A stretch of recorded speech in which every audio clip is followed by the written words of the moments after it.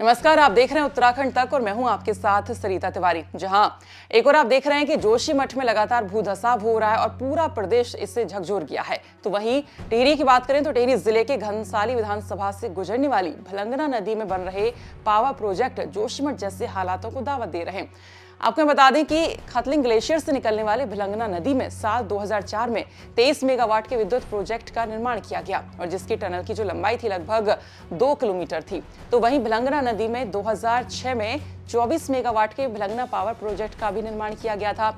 भिलंगना नदी पर पहले से 2 जल विद्युत परियोजनाएं बनाई गई थी और अब हाल में ही जल विद्युत निगम के द्वारा 27 मेगावाट का रानीगढ़ देवट विद्युत प्रोजेक्ट का कार्य प्रगति पर है। इतना ही नहीं, अभी एक और परियोजना भिलंगना नदी पर प्रस्तावित है, जिसका निर्माण कार्य कुछ ही समय के बाद प्रारंभ किया जाएगा। प्रदेश के अलग अलग हिस्सों से आज भूधसाव की तस्वीरें सामने आ रही है। वहीं मैं इस समय टिहरी जिले के घनसाली विधानसभा के भिलंगना रेंज में मौजूद हूँ और आप मेरे पीछे देख सकते हैं कि भिलंगना नदी जो है कि खतलिंग ग्लेशियर से निकलकर घनसाली विधानसभा की ओर आ रही है और आगे जाकर टिहरी डैम में विलय हो जाती है। आपको बता दें कि भिलंगना नदी में अभी तक 2 पावर प्रोजेक्ट बन चुके हैं और एक और पावर प्रोजेक्ट गतिमान चल रहा है। वहीं दूसरी ओर एक और पावर प्रोजेक्ट यहाँ पर प्रस्तावित किया गया है। आपको बता दें कि भिलंगना नदी में 30 किलोमीटर के दायरे पर 2 पावर प्रोजेक्ट बन चुके हैं और एक प्रस्तावित है, जिसको लेकर ये संशय बना हुआ है कि किस तरह से पहाड़ों का सीना चीरकर जो टनल यहाँ पर बनाई जा रही है, जो ब्लास्टिंग यहाँ पर की जा रही है, उससे भिलंगना क्षेत्र में क्या आने वाले समय में ऐसी त्रासदी हो सकती है या ऐसी भूधसाव वाली स्थिति हो सकती है। हमारे साथ कुछ ग्रामीण यहाँ पर मौजूद हैं। आइए जानते हैं कि क्या मानते हैं इसको और किस तरह से देखते हैं कि जिस तरह से लगातार भिलंगना नदी में पावर प्रोजेक्ट बनाए जा रहे हैं। आपका शुभ नाम? विनोद लासा। विनोद जी, क्या किस तरह देखते हैं आप इसको? सबसे पहले तो मैं आपके चैनल का धन्यवाद करता हूं, उत्तराखंड आज तक का। और जो वास्तव में जिस मुद्दे पे हम यहाँ पे आज बात कर रहे हैं वह गंभीर मसला है कि जैसे जोशीमठ में जो आई अभी भूधसाव की जो स्थिति सामने आई है, उसी की परिकल्पना यहाँ घनसाली से भी की जा सकती है आने वाले भविष्य में, क्योंकि निकट भविष्य में यह बहुत ही गंभीर और ख़तरा नुमा जो विषय है कि जैसे लगातार पहाड़ों में टनल बनाए जाना, लगातार हाइड्रो पावर का निर्माण होना और घनसाली में इस घनसाली विधानसभा क्षेत्र में 3 हाइड्रो पावर हैं। एक भिलंगना के नाम से है और एक गुनसोला हाइड्रो पावर के नाम से है और एक हमारे यहीं सामने पे जो दिखाई दे रहा है स्वास्तिक, जो आपकी ग्रीन को के नाम से ग्रुप के नाम से फेमस है।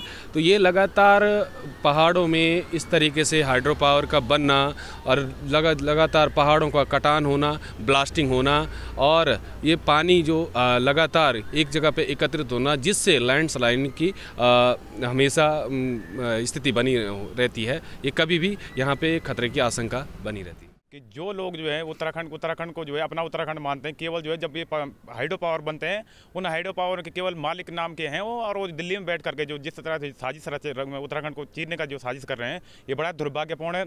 और जहाँ पर हम लोग खड़े हैं ये भिलंगना नदी है और भगवान भृगु ऋषि की धरती है और इस एक नदी पे जो है 3 पावर प्रोजेक्ट संचालित हैं और अब उत्तराखंड सरकार का भी एक पावर प्रोजेक्ट संचालित होने को जा रहा है जो 27 मेगावाट का है। इससे पूर्व में जो भिलंगना हाइड्रो पावर थर्ड जो है, जो ग्राम पंचायत देवलंग है, उसकी भी विस्थापन की बात करी थी। लगभग उस गाँव में जो 200 परिवार हैं। आज ऐसी स्थिति उस गाँव की है जिस तरह से जो है आप देख रहे हैं उत्तराखंड के जो विभिन्न जगहों जो हमारी त्रासदी आई है, तो ऐसी स्थिति वहाँ पर भी बनी हुई है। हम जो है लगातार क्षेत्रीय लोग जो विरोध कर रहे हैं। अब बड़ा कष्ट का विषय है कि सरकारों का इस ओर ध्यान नहीं है। एक तरफ जो सरकार जो है पलायन रोकने की बात कर रही है। मुझे लगता है कि सरकार जो है साजिशन कर रही है, बहुत बड़े साजिश है कि जब तक जो है उत्तराखंड के लोग जो है अपनी देवभूमि से प्यार करते हैं, वो लोग जो है छोड़ना नहीं चाहते हैं। भाई बड़ी साजिश हो रही है कि केवल मुँह जो कहते हैं कि मुँह में राम और बगल में छुरी का काम जो सही सरकारें कर रही हैं कि जो है इनको जानबूझ करके जो पावर प्रोजेक्ट बनाए जा रहे हैं ताकि ये लोग जो है यहाँ से उत्तराखंड के लोग जो है यहाँ से भागें। इनको भगाने की जो साजिश की जा रही है बड़ा दुर्भाग्यपूर्ण है। जो ऐसी स्थिति आज जोशीमठ में पैदा हो रही है वो यहाँ भी होगी। हमारे पास बहुत सारी कमिटीज़ की रिपोर्ट है। 1976 में MC मिश्रा कमेटी बनी है और 1939 में यहाँ पर 2 स्विस वैज्ञानिक आके काम करके जा चुके हैं। भिलंगना पर HNB की टीम काम कर चुकी है। HNB की टीम यहाँ पर ये बता के जा चुकी है कि जो टिहरी का डैम बन चुका है उसकी वजह से 25 किलोमीटर का जो टरेन है उसकी सिर्फ स्पीड धीरे होने की वजह से कितना कुछ जो बदलाव यहाँ पर आया है, मौसम से लेके यहाँ जो पानी के अंदर जो पारिस्थितिकी है उसमें, और जो उसकी वजह से आने वाले चेंज। अब जैसे आप यहाँ पर देखिए कि पानी ने एक धारा ने पानी की इतना बड़ा पत्थर काट दिया और इसके ऊपर सिर्फ एक चट्टान है। और ये रिसाव की वजह से ये पूरी चट्टान जब नीचे आएगी तो ये जो ऊपर ये पूरा गाँव बसा है ये कहाँ जाएगा, ये हम देख सकते हैं। हमें इसमें कोई विज्ञान की ज़रूरत नहीं है, ये दिख रहा है प्रत्यक्ष आंखों से, हमें देख सकते हैं हम इसे। तो ये जो हम यहाँ पर जो प्रश्न यहाँ पर मेन जो स्टार्ट वो उभरता है, ये उभरता है कि सरकार जो है वो, हम सरकार को भी पूर्णतः दोष नहीं दे रहे हैं, हम ये भी कह रहे हैं कि लोग जो हमारे हैं वो सही टाइम पे जागरूक नहीं हो रहे हैं। आज की डेट में हम इंस्टाग्राम, फेसबुक, हर जगह हैशटैग सेव जोशीमठ। आज से 10 साल पहले अगर हम लोग जागते ना तो जोशीमठ बच सकता था।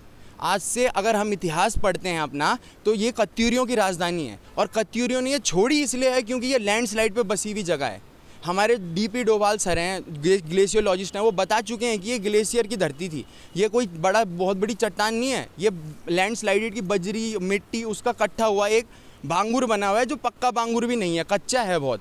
ठीक है, हमारे पास एसपी डोभाल सर हैं, उनकी हमारे पास जो जियोलॉजिस्ट हैं उनकी थ्योरी है, वो भी यही बता चुके हैं कि अभी आप हाल में देखेंगे कि एक साथ 50-50, 60-60 मकान ढह गए, वो भी देखने को मिलेगा। वही स्थिति यहाँ पे भी पैदा, 4-4 प्रोजेक्ट आप ऐसी, वाटर बॉडीज़ का अपना वजन नहीं है क्या? वो जो पानी इकट्ठा हो रहा है उसका अपना वजन नहीं है क्या? जो उसमें कंस्ट्रक्शन हो रहा है सीमेंट का, सेल्फ वेट का कोई यहाँ पर लॉजिक नहीं आता है क्या? आप तापमान तो छोड़िए, मौसम तो छोड़िए, यहाँ पर रहना कुछ टाइम में आप, जैसे अभी भिलंगना जब आती है तो आप देखते हैं कि अर्धंगी हमारा कितना ज़्यादा अस्त व्यस्त हो जाता है, लोगों को यहाँ से भागना पड़ता है। वो किस कारण भागना पड़ रहा है? क्योंकि आप देखिए कि जो हमारे हाथ में हमारा पहाड़ है ही नहीं है, विकास हो क्यों रहा है? ट्रेन बन के जोशीमठ तो चला गया, वो टनल का प्रयोग कौन करेगा? किसके लिए वो ट्रेन लग रही है? हम तो सब नीचे जा रहे हैं यहाँ डर के मारे कि पहाड़ गिर गया, नदी आ गई और आपदा आ गई, बरखा आ गई, हम यहाँ हैं ही क्यों? हमारे लिए तो ये रोड नहीं बन रही है। तो जिस तरह से यहाँ पे डैम बन रहे हैं तो भविष्य में इस तरह की इतराज़ जा सकती है जिस तरह जोशीमठ हुआ है? बिल्कुल, मैं आपको यही बता रहा हूँ कि आप ये देखिए, सेम ज्योग्राफी है, कोई ये नदी के बनाए हुए इलाके हैं, नदी जो है ज़मीन बनाती है, कहीं रेत छोड़ती है, कहीं से ले जाती है। तो यहाँ पे आप देखिए इस डैम के बनने से नदी रुकेगी, उसकी वजह से स्ट्रेटिफिकेशन बदलेगा, सेडिमेंटेशन बदलेगा, रिवर फ्लो बदलेगा, थर्मल स्ट्रेटिफिकेशन बदलेगा, फिजियोकेमिकल प्रॉपर्टीज़ जो है नदी की बदलेंगी, जिसकी वजह से अब आप ये देखिए कि यहाँ पर हमारे गोल्डन का काम हो रहा है, फिशेस का काम। इससे पहले यहाँ पे बहुत सारी प्रजातियाँ होती है जो अब सिर्फ बसग्याल में हमें देखने को मिलती हैं। वो टॉलरेंट स्पीसीज अब जिंदा रहेगी और जो नेचुरल है वो ख़त्म हो जाएगी। आप जिस त्रासदी की आप बात कर रहे हैं वो आ गई है, आ चुकी है। आप ये देखिए, यहाँ देखिए आप, कितना कुछ भूधसाव दिख रहा है। वो अभी हमारा घर नहीं हिला इसलिए हमें पता नहीं चल रहा है, ज़मीन हिल रही है, लेकिन जिस दिन घर हिलेगा उस दिन हम हिलेंगे। तो लगातार पहाड़ों में भूधसाव की स्थिति अलग अलग जगह से मिल रही है, अलग अलग जगह से अलग अलग तस्वीरें सामने आ रही है, लेकिन उसके बावजूद भी भिलंगना नदी पर 4 पावर प्रोजेक्ट होना एक कहीं ना कहीं अपने आप एक सवाल निशान खड़ा करता है कि कहीं ना कहीं आने वाले समय में भी यहाँ पर ऐसी स्थिति पैदा हो सकती है। कृष्ण सवाल, टिहरी, उत्तराखंड तक। इसके अलावा टिहरी जिले के ही नरेंद्र नगर के अटाली गांव में ऋषिकेश कर्णप्रयाग रेलवे जो प्रोजेक्ट चल रहा है, इसके निर्माण से अटाली गांव के कुछ परिवारों की कृषि भूमि सहित मकानों पर 1 से 1.5 फुट तक की दरारें पड़ चुकी हैं और इसके चलते गांव के कई घर खतरे की जद में आ चुके हैं।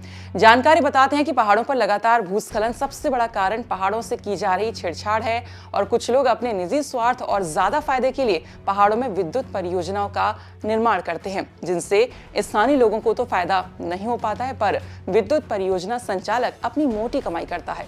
परियोजना से मोटी कमाई मिलने के बाद वो पहाड़ों की परियोजना से हो रहे भारी नुकसान की उसे पहाड़ों में जीवन यापन करने वाले बाशिंदों की कोई चिंता नहीं होती है, क्योंकि वो या तो उत्तराखंड का निवासी ही नहीं होता है या फिर वो उत्तराखंड में निवासी नहीं करता है। जानकार ये भी कहते हैं कि उत्तराखंड की दशा और दिशा आमतौर पर पहाड़ों की छाती में बनाए जाने वाले डैम और उत्तराखंड की पहाड़ियों में खोदे जाने वाली सुरंग है, जिसकी वजह से आज उत्तराखंड त्रासदी की ओर आगे बढ़ रहा है। भिलंगना नदी की अगर हम बात करें तो 30 किलोमीटर के अंतराल में अब तक 2 विद्युत परियोजनाएं बनाई गई हैं और इन दोनों परियोजनाओं के बीच में अभी एक परियोजना का कार्य प्रगति पर है और एक और परियोजना प्रस्तावित है। ऐसे में आप अंदाजा लगा सकते हैं कि आखिर इन परियोजनाओं में बनाई जाने वाली सुरंगों से पहाड़ कमजोर होंगे। ये थी टिहरी से हमारे सहयोगी कृष्ण गोविंद कंसवाल की रिपोर्ट। बाकी खबरों के लिए आप देखते रहिए उत्तराखंड तक। नमस्कार।